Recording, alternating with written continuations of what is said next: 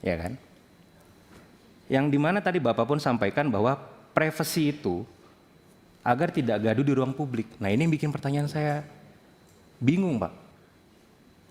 Kita sudah menjadi pejabat negara tapi kita tidak boleh diketahui cara kinerja kita seperti apa. Dan ini yang berlaku pada masa jabatan MKMK yang kemarin gaduh di ruang publik.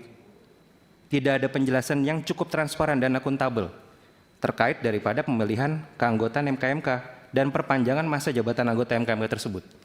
Sampai dengan hari ini pun publik tidak pernah diberitahu masalah itu.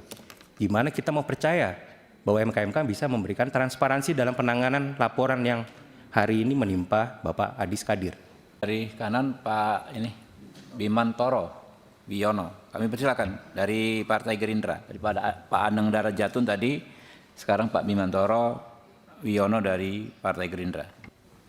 Terima kasih pimpinan. Pimpinan dan seorang anggota Komisi 3 yang saya hormati, Saudara Ketua MKMK dan anggota MKMK.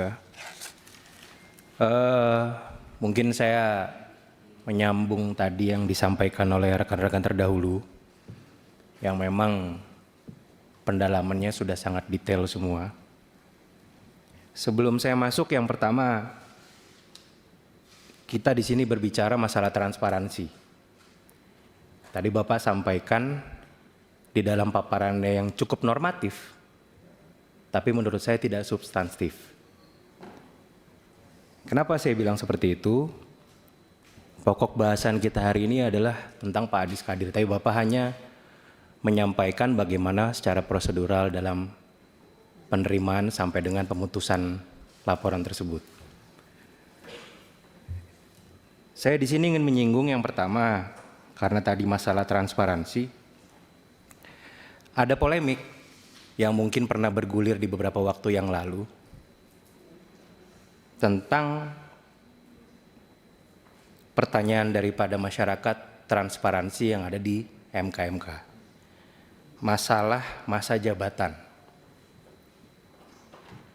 Jikalau di sini kita berbicara masalah di ruang publik, Bapak tadi lihat di awal Pak Ketua menyampaikan sidang ini terbuka atau tertutup. Dan kita selalu menghargai masyarakat, menghargai publik. Di mana situasi, kondisi yang memang ini sifatnya sangat-sangat krusial, kita akan terbuka di ruang publik. Karena apa? Menurut saya, kita sebagai pejabat negara, ini sudah menjadi salah satu bagian di mana masyarakat harus tahu kinerja kita. Ya kan? Yang dimana tadi Bapak pun sampaikan bahwa privasi itu agar tidak gaduh di ruang publik. Nah ini yang bikin pertanyaan saya bingung Pak. Kita sudah menjadi pejabat negara tapi kita tidak boleh diketahui cara kinerja kita seperti apa. Dan ini yang berlaku pada masa jabatan MKMK yang kemarin gaduh di ruang publik. Tidak ada penjelasan yang cukup transparan dan akuntabel terkait daripada pemilihan keanggotaan MKMK dan perpanjangan masa jabatan anggota MKMK tersebut. Sampai dengan hari ini pun publik tidak pernah diberitahu masalah itu. Gimana kita mau percaya bahwa MKMK bisa memberikan transparansi dalam penanganan laporan yang hari ini menimpa Bapak Adis Kadir. Itu yang pertama. Yang kedua, Bapak berbicara masalah tadi normatif mengenai penerimaan pelaporan. Apa alasan Bapak menerima dan menindaklanjuti laporan yang hari ini sedang kita bahas? Tadi pun disampaikan oleh rekan-rekan terdahulu bahwa MKMK memang mempunyai mandat, yaitu pasal 27A Undang-Undang Nomor 7 Tahun 2020, perubahan ketiga atas Undang-Undang Nomor 24 Tahun 2003, yaitu pada poinnya itu menegakkan kode etik perilaku hakim konstitusi dalam menjalankan tugasnya. Dan Bapak Adis Kadir ini kan belum menjalankan tugas ya Pak, tadi disampaikan oleh Pak Endang. Bagaimana ceritanya? Tadi saya agak tergelitik juga, ini ada pertandingan tapi sudah out duluan. Apakah jangan-jangan udah ada purnya ini Pak sebelumnya? Pur ini titipan maksudnya. Apakah jangan-jangan ada purnya atau bagaimana? Sehingga nanti dijalankan juga sidangnya secara tertutup. Itu yang bikin kita bingung Ketua. Tidak ada transparansi yang bisa diharapkan dalam menjalankan persidangan, yaitu pelaporan dari pelapor yang dilaporkan ke MKMK. Yang kedua, tadi Bapak berbicara masalah bukti. Apakah sudah ada bukti yang kuat dalam verifikasi awal? Bagaimana kejelasan laporannya? Apakah Bapak ada menelaah pelapornya ini siapa? Buktinya seperti yang mana? Ya, itu kan yang nggak pernah disampaikan sekarang. Dan yang paling penting menurut saya, yaitu di sini jangan sampai MK-MK ini tidak diberi mandat untuk menilai proses politik yang dilahirkan dalam pengangkatan hakim. Apalagi menggugat legitimasi, Pak. Di sini Bapak merupakan bagian dari penegakan konstitusi. Tapi apakah caranya seperti ini? Jangan sampai ego sektoral untuk mengamankan daripada internal itu sendiri yang dijalankan dibanding menjaga daripada independensi itu sendiri. Terima kasih pimpinan. Pak Bimantoro dari kiri, Pak Mahfud Arifin dari Partai Nasdem.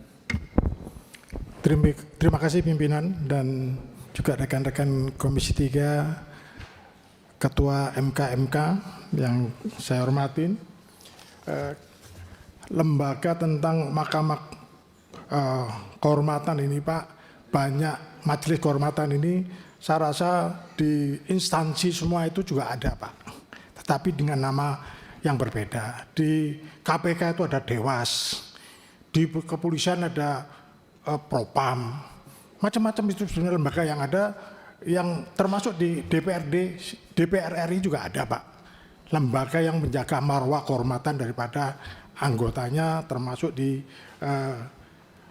Majelis Kehormatan Mahkamah Konstitusi ini Pak, yaitu yang dibentuk untuk menjaga dan menegakkan kehormatan, keluhuran martabat dan kode etik hakim konstitusi. Itu termasuk daripada MK-MK Pak. Menegakkan kode etik, perilaku dan martabat hakim di konstitusi. Bapak diundang di sini tentunya kan pasti jelas undangannya tentang pembahasan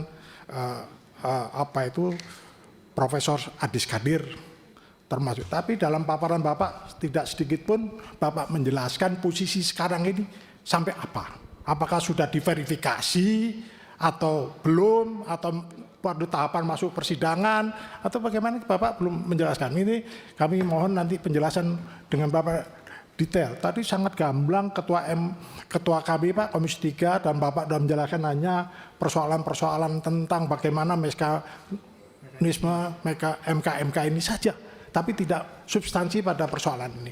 Pertanyaan saya yang kedua Pak Adis Kadir ini sudah megang suatu perkara atau memutuskan perkara, tolong dijelaskan pada kami Pak, supaya kami juga tahu sudah pernah megang perkara, memutus perkara. Kalau kami tahu Pak Adis Kadir sudah dilantik di Istana Presiden, sepertinya kesan yang kita tangkap bahwa ada penolakan atas kewenangan yang diberikan kepada DPR untuk menunjuk MK. Tadi dijelaskan karena keterbatasan waktu, ada yang pensiun, makanya karena ini ada tugas khusus diisi. Nah, terus sepertinya itu MK ini dari Mahkamah Konstitusi. Saya rasa ini Pak. Terima kasih Ketua.